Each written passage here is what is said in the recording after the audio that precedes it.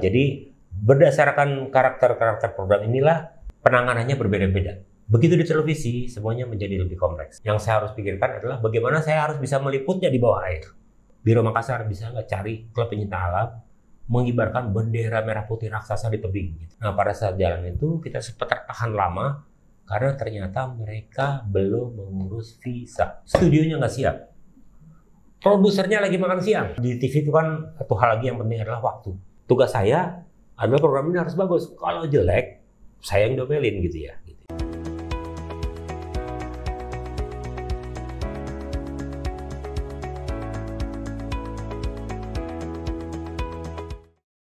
Good day Avenuers, welcome back to Avenue Podcast Projection, Project Management in Online Network. Apa kabar hari ini Avenuers? Semoga dalam keadaan sehat dan selalu semangat ya Avenuers. Dan juga seperti salam tadi, semoga hari-hari Avenue selalu good ya Avenuers ya. Nah Avenuers, seperti episode-episode Projection sebelumnya, kita selalu menghadirkan narasumber-narasumber hebat di bidangnya. Kali ini kita didampingi oleh seorang General Manager dari Alia Wisata yang merupakan travel agency di bidang haji dan umroh, dan beliau juga pernah menjabat sebagai Special Project Manager di Metro TV. Beliau merupakan Mas Bambang Hamid Sujatmoko atau sapaan hangatnya adalah Mas Abeng. Selamat siang Mas Abeng. Selamat siang juga buat Avenue. Mas Abeng, sebelumnya terima kasih banyak sudah berkenan hadir dan juga untuk sharing bersama teman-teman Avenuers. Terima kasih sekali Mas Abeng.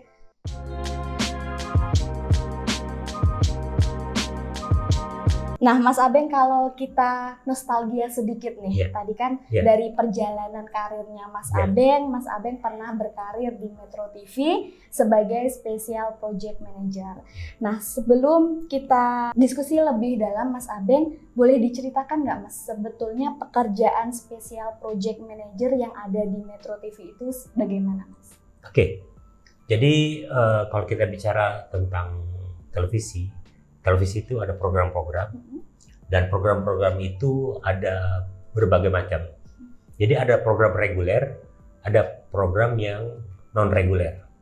Nah, program non-reguler ini ada yang bisa kita prediksi, misalnya hari kemerdekaan, 17 Agustus, itu kan bisa kita planning ya. Misalnya Natal, Lebaran, Tahun Baru. Nah, itu juga yang non-reguler ini masuk kategori special project. Karena biasanya acaranya khusus, dengan jam yang khusus, durasinya juga khusus. Biasanya kalau program cuma setengah jam, ini bisa jadi 2 jam. Terus karakternya juga ada yang bisa rekaman, dipersiapkan sebelumnya. Misalnya apa yang bisa direkam? Misalnya pada saat pilkada, debat calon gubernur atau debat calon presiden, itu bisa di taping atau direkam sebelumnya. Ada juga yang siaran langsung.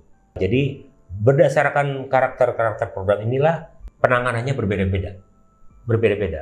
Misalnya, berdasarkan lokasi juga bisa berbeda. Ada yang di studio, ada juga yang outdoor, di luar studio atau di gedung lain, di hotel atau di mana ya. Kalau misalnya dialog bisa di hotel, lokasinya bisa di satu kota, bisa juga di antar kota. Nah, jarak misalnya di luar studio, mau di dalam kota, mau di luar kota, sebenarnya sama. Buat kami, yang terpenting adalah memang pertama venue harus disiapkan. Kalau di studio lebih mudah, karena semuanya sudah tersedia lah. Yang paling sederhana, colokan aja udah ada, colokan kamera di mana gitu ya. Tapi kalau misalnya kita di luar studio, semuanya kita harus siapkan. Yang pertama kita siapkan alat produksinya. Itu kita harus siapkan betul. Alat produksi apa? Audio dan video kita harus siapkan. Itu kan membutuhkan kabel yang kadang-kadang panjang gitu ya. Kedua, lokasi, properti gitu ya, meja, kursi kita harus siapkan. Kalau di studio kita udah punya unit sendiri tuh. Tapi kalau di luar studio kita harus planning jauh-jauh hari. Lokasinya di mana nih? Terbuka atau tertutup? Kalau terbuka, cahayanya seperti apa? Karena kalau cahaya terlalu kuat juga nggak bagus buat kamera. Kalau hujan juga kita bubar gitu ya. Jadi kita harus siapkan semuanya. Apakah harus ada penduduh, segala macam. Backgroundnya seperti apa, menghadap kemana supaya bagus dan relevan. Misalnya kalau kita bicara soal sepak bola, berarti kita mau coba bikin dialognya di luar stadion, ya backgroundnya stadion. Jadi nyambung dengan topiknya gitu ya. Kita harus siapkan itu. Kemudian selain peralatan produksi, terus properti, ada lagi yang namanya peralatan transmisi gitu. Peralatan transmisi ini macam-macam. Jadi yang paling gampang adalah yang sering kita lihat adalah mobil Obivan itu loh, mobil buat transmisi ke satelit. Ya, kalau kita lihat di jalan Jakarta sering tuh lewat mobil Obivan, atau kalau buat news namanya kita SNG, namanya Satellite News Gathering Van gitu ya. Itu dia ada di satelit. Nah, semua kabel audio dan video itu harus masuk melalui mixer ke alat ini, ditransmisikan, kemudian harus diterima di studio di Kedoya. Jadi itu transmisinya juga kita harus pikirkan. Nah, sebelum produksi gitu ya, udah ada lagi manajemennya lagi. Pertama, kita harus bicara kalau di sebuah program dengan programming. Dengan programming menyangkut di slot mana kita bisa masuk. Ya, yang terplanning kan bisanya kalau Lebaran udah jauh-jauh hari udah kita siapkan. Pokoknya program ini akan nabrak gitu ya, akan nabrak bahasa premannya gitu ya. Nabrak program ini hilang semua nih karena akan ditabrak oleh live event untuk Hari Raya Idul Fitri misalnya. Itu misalnya pada saat mulai dari sholat, atau misalnya kalau misalnya 17 Agustus di istana itu akan nabrak program-program reguler yang ada di antaranya. Itu sudah dipersiapkan oleh programming sehingga dia sudah ditetapkan. Nah, kemudian persiapan lainnya marketing. Karena harus dijual program ini.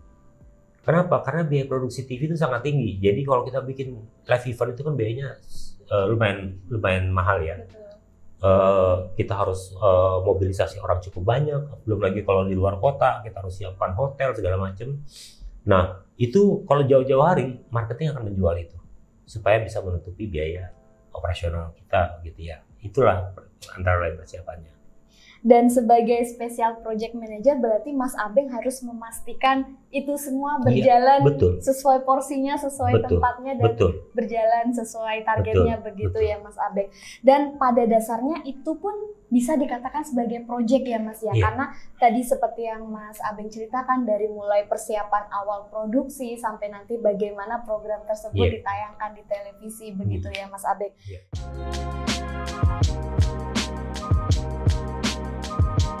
Nah, menarik nih Mas. Jadi sebetulnya project itu mungkin banyak Avenuers juga yang belum tahu bahwa kita tidak terbatas hanya di bidang konstruksi saja, kemudian di bidang perencanaan engineering saja, tapi project itu bisa diimplementasikan di banyak bidang termasuk bidang jurnalistik ya Mas Abeng ya. Nah, kemudian kalau saya boleh tahu apa sih sisi unik bedanya dari proyek jurnalistik dengan kegiatan-kegiatan jurnalistik pada biasanya Mas Abeng? Saya kebetulan sebelum bekerja di televisi, saya bekerja di media cetak yang relatif lebih simpel dalam proses pengumpulan bahannya ya. Karena saya di berita, saya dulu di majalah berita. Perjalanan kita pertama paling 2 orang atau 3 orang atau 4 orang. Kalau kita mau liputan besar, kita kirim 3 reporter sekaligus atau 2 kameramen. Kadang-kadang reporter menangkap kameramen gitu ya. Begitu di televisi semuanya menjadi lebih kompleks. Lebih kompleks karena itu tadi kita melibatkan yang namanya teknik. Karena ada perangkat audio video saja sudah membutuhkan orang teknik. Ya kan, mengukur misalnya cahaya, mengukur kekuatan audio. Itu semua. Terus ada mixer, ada program director. Jadi kru yang terlibat lebih banyak. Belum lagi ada Obivan, alat transmisi. Itu yang mereka yang tahu lah bagaimana caranya supaya transmisi kita bisa diterima dengan bagus di studio nantinya. Nah, mereka yang berhubungan dengan satelit, mereka nelpon, misalnya kita suka pakai satelit Telkom atau pakai satelit Palapa, itu kan kita harus booking slot juga. Jadi kita harus booking, itu orang teknik yang melakukan. Nah, nanti di studio penerimanya juga harus ada. Kalau ini sifatnya rekaman, kalau pakai SNG kita direkam di studio bisa. Tapi kalau siaran langsung, saat itu juga dari studio langsung dipancarkan ke seluruh Indonesia. Ya, jadi melibatkan orang lebih banyak. Paling sedikit gitu ya, paling sedikit kalau kita melakukan liputan live itu, kalau di televisi barangkali paling nggak bisa, Kalau siaran langsung bisa 10 orang.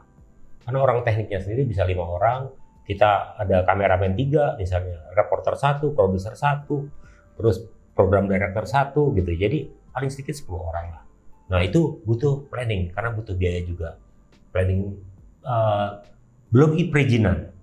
Perizinan itu juga masalah. Kalau misalnya kita liputannya misalnya di daerah-daerah yang sensitif, misalnya istana kan kita harus izin dulu dengan pihak Setnek misalnya. Kalau di luar negeri itu lebih kompleks lagi gitu ya. Jadi karena kita harus berhadapan dengan peraturan lokal setempat gitu ya. Jadi nanti banyaklah cerita-cerita yang lebih detail soal itu. Tapi intinya bahwa di televisi jauh lebih kompleks dan butuh preparation karena tidak hanya melibatkan jurnalis tapi juga melibatkan kru teknik dan kru programming untuk slotting dan marketing untuk penjualan.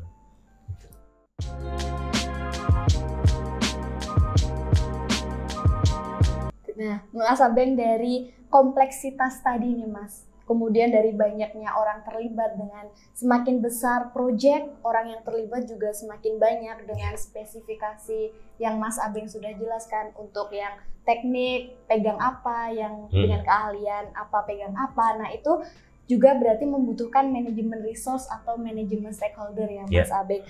Nah selain itu apa sih Mas hal paling utama lainnya dalam manajemen proyek jurnalistik? Pertama, pembiayaan. Pembiayaan itu memegang peran penting karena program-program itu harus mampu menghasilkan revenue untuk menghidupi keberlangsungan televisi. Planning diperlukan dan perencanaan kontennya juga kita harus tahu supaya ini menarik, itu satu. Kedua, show-nya harus bagus. Semuanya kita perhatikan mulai dari gaya bersisirannya sampai pakaian, semuanya harus bagus. Background-nya kita harus perhatikan. Properti kita harus perhatikan, jadi memang harus detail supaya kita dapat penampilan yang terbaik. Aspek teknik juga nggak bisa dihilangkan karena begitu kita jelek transmisinya maka gambar kita juga terganggu dan itu akan banyak masalah pada saat kita live. Walaupun bisa saja di saat tertentu hal-hal yang tidak diinginkan terjadi, tapi sedapat mungkin kita bisa prediksi sehingga bisa kita antisipasi semua permasalahannya. Nah, Avenuers jadi di bidang jurnalistik pun tetap membutuhkan ilmu project management seperti yang dijelaskan oleh Mas Abeng tadi, mulai dari perencanaan kemudian eksekusinya juga.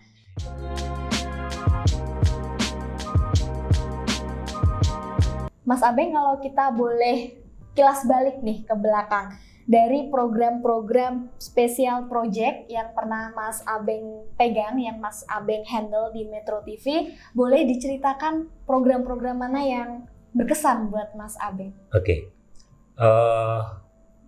Kalau dari saya itu ada 3 project yang berkesan buat saya. Apa itu, Mas? Karena memang kompleksnya juga tinggi. Jadi yang pertama adalah perayaan waktu itu namanya Sel Bonaken di mana kita merayakan 17 Agustus di bawah air waktu itu di Bonaken. Nah, pada saat itu begitu saya dapat kabar dan undangan untuk meliput di sana, upacara benderanya oleh para penyelam di bawah air. Nah, yang saya harus pikirkan adalah bagaimana saya harus bisa meliputnya di bawah air. Belum ada pengalaman sebelum itu. Untungnya itu punya waktu cukup panjang sehingga saya punya waktu untuk mencari resources lah. Gimana caranya saya bisa membuat liputan dalam air. Gitu ya. Nah, akhirnya ketemunya lewat seorang teman, ada seorang divers di Bali, namanya Mas Cipto waktu itu. Dia punya alat, kalau ngelihat kayak orang buat berjalan di bawah air itu ya, besar gini, berat sekali itu ditaruh di pundak ini. Jadi kalau kita di dalam, airnya nggak akan naik karena udah ada udara di dalamnya itu. Akhirnya kita ketemu itu, kita coba dan bisa. Cuman persoalannya adalah reporter ini harus terlihat full mukanya di itu. Saya pengen seperti itu. Karena ada alat lain yang pakai masker juga, tapi tetap ada regulatornya di sini. Jadi reporternya bisa bicara, tapi mukanya ketutup sebagian oleh regulator itu. Walaupun kalau yang aslinya kan regulator nempel, dia regulatornya mengambang tapi tetap di kaca gitu. Nah, saya nggak mau yang itu. Nah, saya lihat ada TV lain, TV sebelah pakai itu. Tapi saya diam-diam. Kita waktu itu nggak mau banyak bicara karena pengen surprise lah. Kalau kita latihan di Pulau Seribu gitu ya, di Pulau Seribu kita latihan itu. Yang menjadi masalah adalah alat ini bisa menampilkan wajah presenternya dengan lengkap, jelas, suaranya juga, kabel audionya kita bisa ulur tuh sampai ke atas permukaan. Jadi kabel audionya pakai kabel audio yang tidak terputus sehingga nggak korslet gitu ya. Nah jelas, cuman bagaimana cara memasok oksigennya? Akhirnya kita pakai cara kita masukin selang aja, kayak pompa ban aja, nggak ada regulatornya. Jadi sepanjang kita bicara itu oksigennya dipompa terus gitu. Nah resikonya adalah untuk live yang cuma setengah jam, saya ada satu perahu khusus yang bawa barangkali 20 tabung karena gantian tuh, saya udah mau habis pindah tabung berikutnya terus gitu. Jadi butuh oksigen sangat banyak. Nah terus saya lihat ternyata lokasi upacara itu tidak terlalu jauh dari pantai. Jadi mungkin sekitar 25-30 meter lah dari pantai, udah di bawah ini. Nah sehingga kita lihat daripada kita pakai perahu, mendingan dari pantai aja lah kita ini kan. Tabung-tabungnya kita siapkan, jadi pantai itu mungkin 50 atau 100 tabung lah kita siapkan untuk takut lebih panjang karena kita harus nunggu. Nah udah itu udah dapat, kita udah latihan oke. Nah kemudian bagaimana supaya show menarik gitu ya. Saya nggak mau hanya dari Bunaken, jadi kita berkreasi lagi. Di TV kan kita harus berkreasi lagi gimana supaya tampil menarik. Saya mau bikin live dari beberapa titik sekaligus gitu loh. Jadi ganti-gantian dan semua titik harus unik gitu loh. Dan temanya tetap 17 Agustus. Jadi waktu itu ya udah kita kepikir, oke, kita punya biro di Makassar, telepon. Biro Makassar bisa nggak cari klub pencinta alam mengibarkan bendera merah putih raksasa di tebing gitu ya. Nanti kita live dari tebing gitu ya. Jadi yang ini bawah laut, divers, yang ini pendaki gunung. Terus Biro Jogja saya hubungin live dari Goa. Pokoknya kita cari yang unik-unik di situ. Saya lupa medan apa gitu. Nah banyak titik itu. Ya alhamdulillah kita bagus sekali waktu itu, rating kita luar biasa tinggi. Melonjak dari itu. Karena memang pertama unik gitu ya, bagus tiap titik. Nah tinggal pengaturan waktu. Ini juga, nah ini kalau kan di TV itu kan satu hal lagi yang penting adalah waktu. Karena kalau siaran langsung itu kita nggak bisa tawar-menawar itu, nggak bisa, kita nggak siap pada saat harus live. Pada saat kita ini kita harus pindah. Termasuk di Jakarta kan Istana Negara kan. Nah justru istana nggak terlalu penting, tapi waktu itu bukan utama kita karena yang unik justru dari Manado, dari Makassar gitu ya. Jadi, nah ngatur waktunya itu supaya jadi sambil nunggu Manado lagi live agak lama, sementara yang di Makassar tuh udah menggantung-gantung kan, nunggu giliran.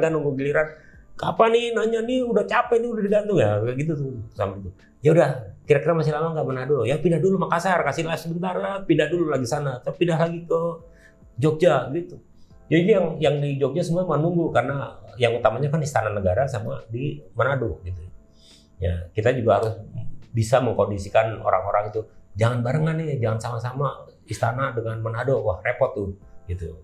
Jadi manajemen teknologinya menarik, manajemen waktunya juga menarik gitu ya. Nah karena durasi kita juga upacara kan selalu pagi ya, nggak bisa dari pagi sampai sore, jadi harus kita ini kan betul gitu. Itu yang pertama. Jadi yang kedua barangkali yang Road to Europe ya, Road to Europe. Jadi saya bikin waktu itu naik mobil, 4 mobil, kita berangkat dari Jakarta, akhirnya finish di Roma menggunakan mobil. Saya sendiri karena pimpinan proyeknya, saya di Jakarta. Tugas saya memantau. Nah, masalah tuh banyak sekali. Sebenarnya proyek ini proyek dari luar. Jadi ada sekelompok anak muda yang punya gagasan seperti itu, minta support kita cari sponsor, oke. Nah, sudah berjalan, cuman kita support, kita cari dana, dapat sponsor segala macam. Nah, pada saat jalan itu kita sempat tertahan lama karena ternyata mereka belum mengurus visa gitu ya. Dan di situ ada perbedaan karena mereka maunya sambil jalan sambil ngurus gitu loh. Sementara visa itu kan butuh proses rumit. Kalau misalnya ditolak gimana? Kan nggak semua negara bisa visa on arrival. Dia bilang ya udah, kalau buat mereka ya udah berarti sampai di situ petualangannya, balik. Nah itu agak berbeda dengan prinsipnya kita. Televisi itu kan nggak bisa judulnya apa ya harusnya sampai Roma, ternyata cuma sampai RRC gitu kan, nggak mungkin gitu. kecuali force majeure. Jadi perdebatan ini nggak ketemu, akhirnya di take over oleh Metro TV. Pada saat itulah kemudian kita baru melakukan pengurusan visa, timnya dari Medan kita berangkatin dulu ke Malaysia. Di Malaysia stay agak lama waktu itu, jadi di Medan 2 minggu, di Malaysia 2 minggu, nunggu proses visa itu. Di Jakarta kita, ya untungnya kita kemudian berpartner dengan Kementerian Luar Negeri yang membantu kita untuk proses itu. Jadi semuanya rapi, yang tidak nembus cuma satu, Cina. Cina kita nggak berhasil. Lewat KBRI di Beijing tidak lolos juga. Akhirnya yang memberi jalan keluar justru travel agent partner kita di Cina. Kamu jangan masukin sebagai stasiun televisi. Yang namanya pemberitaan itu sangat sensitif di Cina. Masuklah sebagai turis. Nah, kemudian jadi waktu itu saking kita putus asanya ngurus Jakarta nggak keluar-keluar, tim kita tuh di Malaysia tuh ngurus juga visa di Kuala Lumpur, ditolak karena kita domisili Jakarta, kok ngurus visanya di Kuala Lumpur. Balik lagi Jakarta, akhirnya saya masukin sebagai turis saja. Nanti bagaimana urusan dalam, kata travelnya, itu urusan kita. Nanti saya yang atur semuanya, tapi yang penting kamu dapat visa. Akhirnya kita masukin visa sebagai turis. Cuman 2 hari kali ya, keluar, wah begitu dah itu. Yang lainnya udah beres semua kok, visa itu. Jadi alhamdulillah, jadi dari itu langsung saya bawa visa. Saya ke Malaysia untuk ngasih paspor mereka dengan visa, kan saya sempat ambil dulu tuh di Malaysia, paspornya saya ambil ke Jakarta untuk ngurus visa. Jadi balik lagi sana, bisa berjalan, kita jalan. Nah, terus jalan banyak juga masalahnya, misalnya harusnya kita ganti oli di Cina, tapi saya kirim oli nggak nyampe karena jumlahnya cukup banyak, karena untuk 4 mobil dianggapnya kayak mau bukan untuk kiriman tapi kayak mau dagang gitu ya, jadi ditolak, ditahan di imigrasi di Shanghai kalau nggak salah, jadi nggak nyampe. Akhirnya saya bilang udahlah jalan aja lagi. Terus sempet di Cina juga pecah kaca, kita harus bengkel segala macam, itu jarak jauh ya, kita harus cari segala macam dan mereka harus solving sendiri. Terus di perbatasan masuk ke Kazakhstan itu perbatasannya terpencil di gunung es. Sampai ke sana ternyata di luar jam buka udah tutup, jadi kita harus nunggu sampai buka lagi di tengah hujan salju gitu ya. Terus sempat juga di Iran itu kehabisan uang, sementara di Iran kita nggak bisa ngirim uang karena Iran itu di blokade, di embargo ya.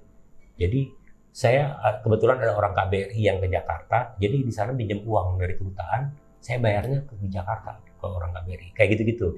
Belum masalah transmisi, kita harus ngirim berita dari gimana caranya mengirim berita dari daerah yang jauh-jauh itu. Kita waktu itu ada alat baru untuk bisa mengirimkan video, namanya Bigan, saya ingat sekali, dengan menggunakan satelit, telepon satelit. Jadi pakai sinyal handphone sekarang ini ya. Dulu kita kualitas sinyal seluler belum sebagus sekarang lah. Jadi pakai telepon satelit, kirim, cuman biayanya mahal sekali. Hitungannya kan biasa kalau antar negara kan per detik gitu ya, per detik. Jadi kita betul-betul efisien gitu loh, ngirim gambar, nanti kita edit, kita potong-potong di sini, kita tayang beberapa kali biar itu. Terus nanti ada juga yang dikirim, misalnya kayak di Bangkok karena sempat terhambat karena lagi banjir, waktu itu Bangkok lagi banjir, dan ada pesawat tiap hari, mereka kirim kaset. Kayak gitu. Dari Malaysia juga mereka kirim kaset. Nah itu yang gambar-gambar perjalanan itu yang kita simpan. Kita harus siaran kalau bisa setiap pekan 3 kali atau 4 kali lah, dengan supply yang sedikit. Nah, pengaturan waktu, pengaturan manajemen di perjalanan, itu juga sampai akhirnya ya banyaklah suka dukanya sampai akhirnya finish di Roma gitu. Keren ya. Sekali. Tuh. Yang ketiga tuh Seven Summit. Itu juga lebih karena juga lokasinya remote ya, di gunung. Jadi ada beberapa kali kegagalan juga. Misalnya, saya pernah mau coba live dari Puncak Kartens. Ya, saya udah di Kartens, saya waktu itu ikut, jadi saya yang jadi reporternya. Dari Puncak Kartens sudah siap, sinyal sudah keterima, gitu ya. Studionya nggak siap, produsernya lagi makan siang. Aduh. Padahal kita udah on itu. Wow, produsernya buru-buru balik, begitu balik, cuaca berubah, sinyal putus. Dan nggak bisa live lagi, gagal. Itu, padahal kita udah setengah mati di puncak dan lagi hujan es. Esnya tuh sebesar-besar kelereng begitu kan. Jadi yang lainnya tuh udah teriak-teriak, ini nggak bisa kita nunggu, ini bahaya, udah kedinginan semuanya pedagang-pedagangnya. Jadi di lapangan udah mendesak kita segera turun, sementara studionya belum sempat untuk on air gitu ya. Jadi itu gagal. Tapi saya sempat live juga dari puncak Kilimanjaro, jadi berhasil alhamdulillah waktu itu.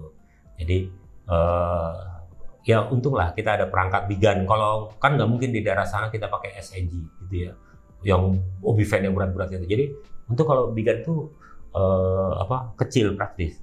Walaupun membawanya juga beberapa negara itu sangat sensitif dengan peralatan broadcast dan siaran langsung. Handphone satelit aja nggak semua negara membolehkan loh, karena bisa dipakai untuk keperluan yang lain-lain. Iya, jadi itu. Jadi terakhir waktu pada saat kita Road to Venice, kita juga mendapat alat baru lagi yang waktu itu sudah menggunakan seluler. Jadi ada alat baru, saya lupa namanya apa, tapi kayak ransel gitu. Kita pakai SIM cardnya 8. Jadi pakai 8 modem itu kita colokin. Jadi waktu itu mungkin sinyalnya belum sebagus sekarang, jadi butuh berbagai beberapa SIM card. Jadi digabung sinyal dari 8 SIM card itu menjadi satu untuk bisa kuat mengirim gambar. Itu lumayan, cuman biasalah kalau namanya pakai sinyal seluler yang tidak stabil, karena kan sinyalnya di kota tuh kalau pemakainya banyak kan langsung drop juga. Itu aja. Tapi pada saat di daerah yang sepi, pemakai seluler gak banyak, itu bagus gitu ya. Jadi nilai lebih kita kerja di TV, saya juga kenal dengan teknologi baru yang memungkinkan kita lebih gampang. Sekarang bahkan kita bisa live dengan satu handphone aja kan, jauh lebih. Waktu itu mungkin baru 3G kali ya teknologinya.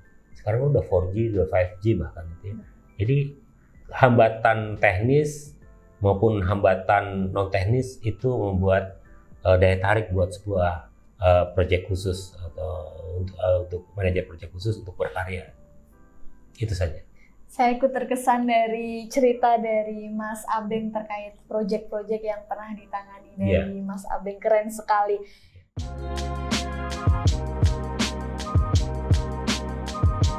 Nah, Mas Abeng, saya penasaran nih Mas, dari cerita Mas Abeng tadi terkait misalnya dari di satu proyek itu membutuhkan banyak sekali peralatan yang kompleks, mulai dari seperti tadi yang 17 Agustus dari bawah laut, itu kan membutuhkan tadi beberapa tabung oksigen, kemudian untuk yang Road to Roma, Road to Venice tadi membutuhkan banyak sekali oli dan lain sebagainya, kemudian tadi yang di Seven Summit itu untuk peralatan menangkap sinyal dan lain-lain. Nah itu bagaimana manajemen procurement-nya Mas Abeng? Kemudian juga pasti membutuhkan budget yang nggak sedikit ya Mas ya. Nah itu boleh minta tips dan triknya bagaimana manajemen procurement dan juga budgetingnya Mas Abeng? Oke, disinilah saya dari bagian pemberitaan gitu ya. Kan di TV itu ada bagian pemberitaan, ada bagian programming, ada bagian teknik juga.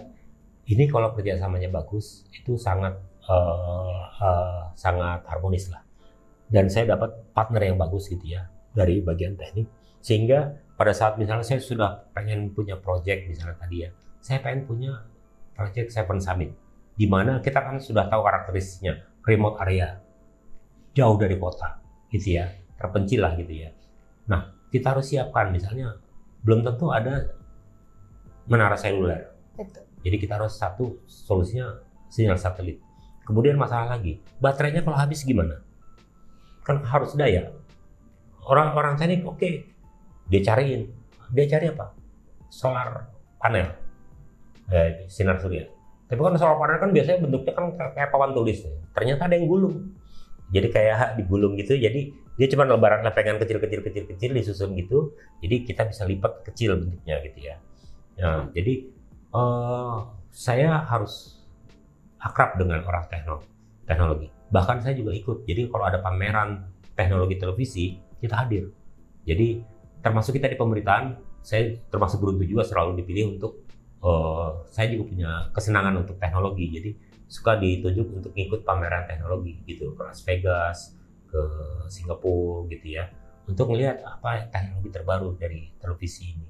Dari sini kita bisa tahu. Dan memang trennya selalu makin lama makin kecil gitu ya. Dulu yang namanya mobil SIG itu pakai truk, sekarang itu pakai Pajero udah bisa gitu ya. Sekarang udah bahkan ada yang kita bisa kalau kita waktu ke Timur saya pakai SNJ. Kita pernah SNJ kita naikin Hercules waktu bawa ke Makassar supaya bisa bawa. Tapi waktu ke Timur itu yang pretelan, jadi kita bisa rakit gitu ya. Itu kita pakai kargo pesawat aja, di sana kita sewa mobil bak, udah kita pasang di sana gitu ya. Ya, itu yang menarik dari sini kita bisa belajar. Manajemen juga mensupport sebuah teknologi karena yang memungkinkan, simpel aja lah. Saya kalau mau ngeliput malam hari bisa nggak? Bisa. Gelap segelap apapun ternyata ada alatnya. Pakai infrared, sehingga pada saat kamera yang pakai infrared itu kelihatan kayak terang gitu. Jadi dia kayak lampu sorot gitu. Jadi kayak pakai senter tapi nggak ada cahayanya. Jadi kita kayak meliput di gelap-gelap pun kelihatan kayak pakai ini. Itu disupport oleh manajemen. Karena kita TV berita yang harus bisa segala medan. Termasuk tim liputan investigasi itu punya yang namanya kamera yang kayak kabel gini yang bisa masuk segala macam, itu bisa lewat bawah pintu, bisa melihat, itu ada semuanya. Manajemen support sekali. Berarti juga harus membuka diri, membuka mata ya Mas Abeng agar tidak tertinggal nih dengan update-update dunia pertelevisian, mulai dari teknologi dan lain-lain. Kalau soal budgetingnya Mas Abeng, tadi kan pasti membutuhkan biaya mahal. Bagaimana pengelolaan budget yang sudah ditetapkan kemudian untuk sampai dengan realisasi? Oke. Jadi di Metro TV ada program kita dibagi dua. Yang pertama program yang maunya kita untuk image, pencitraan, terus positioning Metro TV sebagai TV berita harus nomor 1. Nah, pada hal semacam ini sebagai ini saya nggak mikir soal biaya tuh. Misalnya apa? Program 17 Agustus.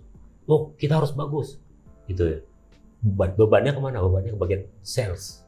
Mereka harus bisa menjual. Gitu. Jadi budgeting, ya tentu yang ditekan adalah bagaimana caranya supaya budget kita seminim mungkin. Supaya profitnya sebesar mungkin kan gitu ya. Jadi tetap kalau itu sih tetap harus ada. Nah, tapi ada program-program tertentu yang memang kalau tidak mencapai target budgetnya itu gagal program itu. Ada, misalnya yang berkaitan dengan sponsor ya, atau dialog. Biasanya dialog pilkada itu kita udah punya tarif tuh. Pokoknya kalau sekali itu kan program 1 jam atau 2 jam, ya udah ada biayanya segini. Ada yang mau bayarin nggak nih sponsornya? Kalau nggak ada, udah kita hilangin. Itu karena itu bukan program yang keinginan kita, bukan program prestis. Tapi kalau program prestis, ya udah.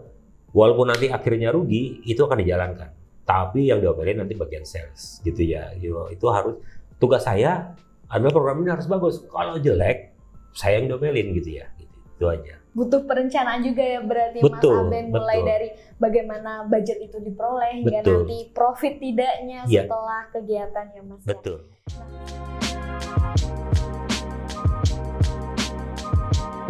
Nah, selain dari procurement dan juga terkait budgeting, saya juga penasaran nih, ingin tahu terkait penanganan risikonya Mas Abeng. Seperti yang Mas Abeng ceritakan tadi nih, misalnya ketika berjalan dari menuju Roma, tiba-tiba ada kaca pecah, kemudian cuaca buruk dan lain-lain. Nah, bagaimana cara manajemen risiko dari hal-hal yang tidak terduga tadi Mas Abeng? Oke, jadi kalau manajemen risiko itu ada banyak cara untuk mengatasinya. Pertama adalah mengatasi di lapangan, ya.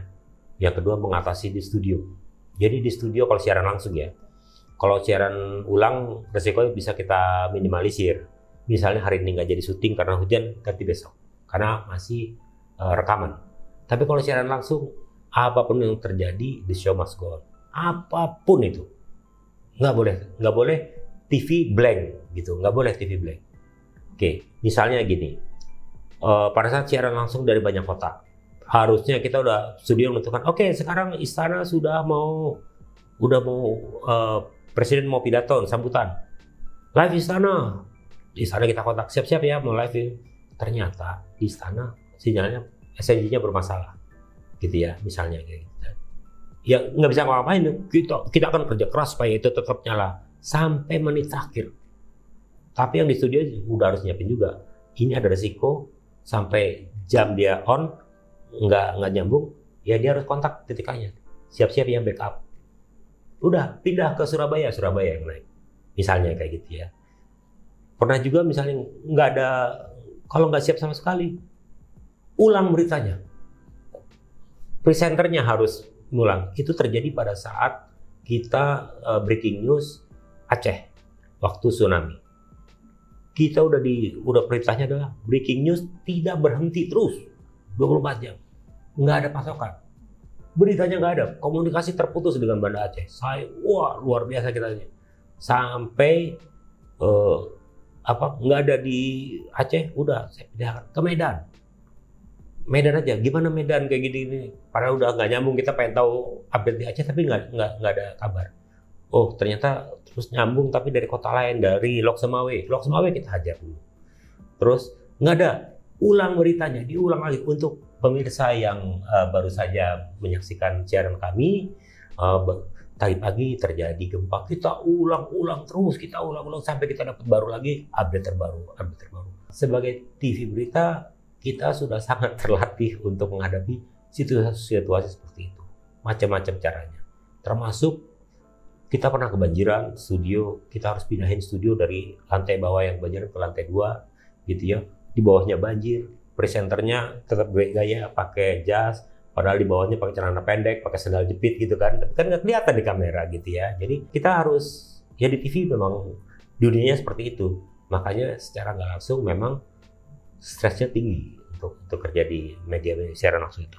Karena betul-betul kita bayangin sebagai reporter aja, saya misalnya bahan saya udah habis nih, tapi waktunya masih pokoknya disuruh terus ya ngoceh lagi, kita sambil mikir kemana-mana, sambil mikir, sambil ngomong, sambil cari apa lagi gitu ya.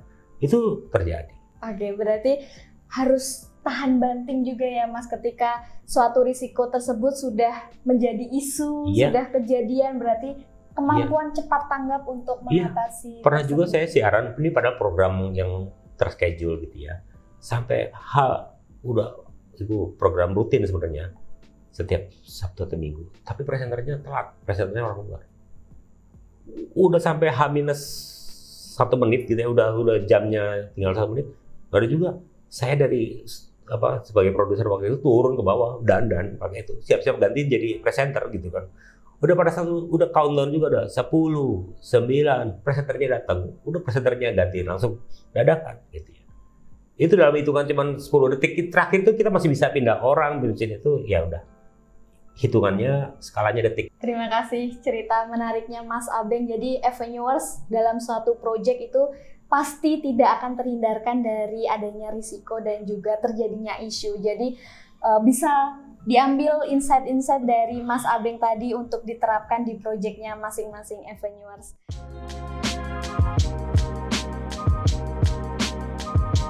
Mas Abeng, kita kembali lagi nih ke proyek yang tadi sudah Mas Abeng ceritakan terkait Road to Venice, kemudian Seven Summit.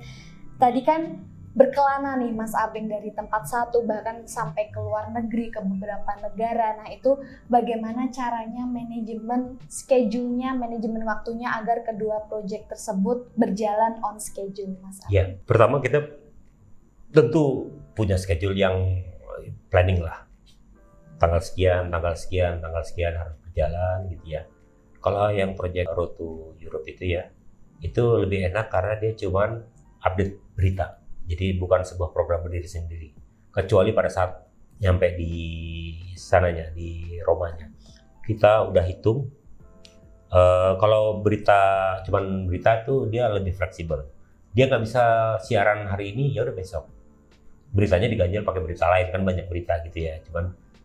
Kecuali nanti kecuali kita sudah janjikan dengan itu, ada sponsor yang setiap hari pukul sekian harus ada beritanya. Nah itu harus kita bikin. Nah bisa jadi kalau kita tahu, biasanya kita udah punya planning, oh ternyata pengiriman tidak lancar, berarti kita harus satu berita bisa kita olah dengan angle yang berbeda, gambarnya sama tapi angle-nya kan kalau telepon bisa setiap saat, gambarnya kita pakai itu aja tapi beritanya kita ganti-ganti gitu ya. Itu juga cara ngakalin kalau untuk berita. Nah yang repot kalau program ya memang semuanya harus risiko. Misalnya pada saat Road to Europe itu mau finish di KBRI, kita mau live event.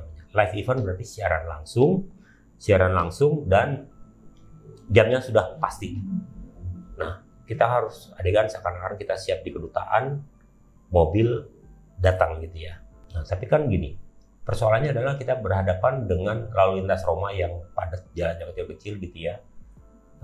Ya untungnya nih balik lagi lobby dari kedutaan dibantu, kita dikasih forader waktu itu, jadi bisa menembus supaya ngepas waktunya dengan jam tayang ini. Ya udah, dengan untung dibantu forader, kalau nggak akan kekejar karena Roma itu jalannya kecil-kecil dan macet, itu jam-jam sibuk. Jadi dibantu itu sehingga pas paling cuma selisih 1-2 menit ya reporter yang di KBRI yang ngakalin supaya ngulur waktunya dia. Ya kami dengar sudah tidak jauh lagi ini cerita, jadi dia ulang lagi ceritanya dimulai dari tanggal berapa, dia ulang lagi aja sampai nunggu durasi. Itu biasa ngulur durasi itu ya ininya harus pintar berbicara sampai kemudian kita kasih iya sudah muncul, nah baru ya kita saksikan gitu. Itu dari sisi durasi. Dari sisi teknologi waktu itu saya juga nggak boleh gagal karena kita pakai waktu itu bukan pakai SNG, kita pakai yang namanya satelit itu.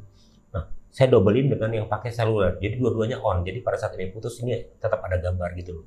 Jadi harus siap backup. Jadi kita harus siap resiko yang paling jelek gitu ya. Kalau ini dua-duanya tiba-tiba mati, di studio udah harus siap gambar-gambar sebelumnya. Gambar-gambar sebelumnya nanti live-nya by phone. Live by phone, gambarnya pakai gambar diputar di studio, itu juga alternatif lainnya. Jadi kita udah siap. Selalu kalau dalam siaran itu kita punya berbagai alternatif dan kita harus mempersiapkan hal-hal terburuk yang mungkin terjadi. Itu aja. Terima kasih banyak Mas Abeng atas insight dan juga ceritanya.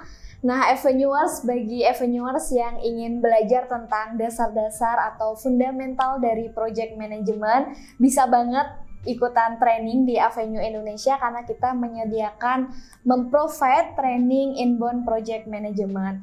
Mas Abeng, sekali lagi terima kasih banyak sudah berkenan mampir di Projection dan juga sharing knowledge bersama Avenuers. Semoga Avenuers bisa mengambil insight-nya.